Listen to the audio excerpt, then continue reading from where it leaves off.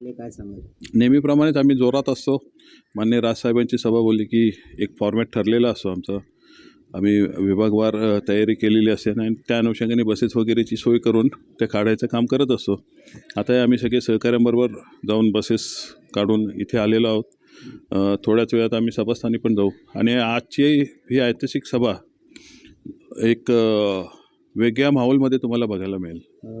त्यासाठी बोललो ना मी की जवळजवळ 18 वर्षानंतर माननीय राजसाहेब धनुष्यबाण आणि शिवसेना या पक्षासाठी त्या स्टेजवर तिथे उभे असतील.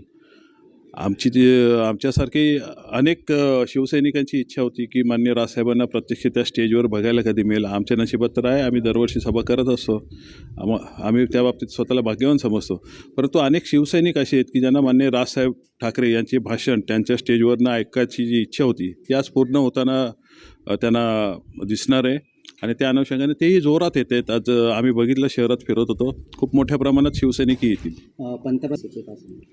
नाही, माननीय राजसाहेबांनी त्यांची स्तुती केलेली आहे. चांगल्या कामाची स्तुती करायला काहीच हरकत नाही आणि मोदीजींनी स्तुती यासाठी केली की निस्वार्थीपणे बिनशर्त पाठिंबा जो आम्ही दिलेला आहे, कोणतीही मागणी न करता देशाच्या विकासासाठी येत्या 10 वर्षाच्या कालावधीत समोर कुठलं नेतृत्व नसताना देशावर प्रयोग करणं परवडणार नाही आहे आणि त्या अनुषंगाने मोदीजींना विकासासाठी माननीय राजसाहेबांनी हा पाठिंबा दिलेला आहे आणि तो प्रामाणिकपणे दिलेला आहे. त्याचं कुठेतरी ॲप्रिशिएशन मोदी साहेबांनी केलेलं आहे.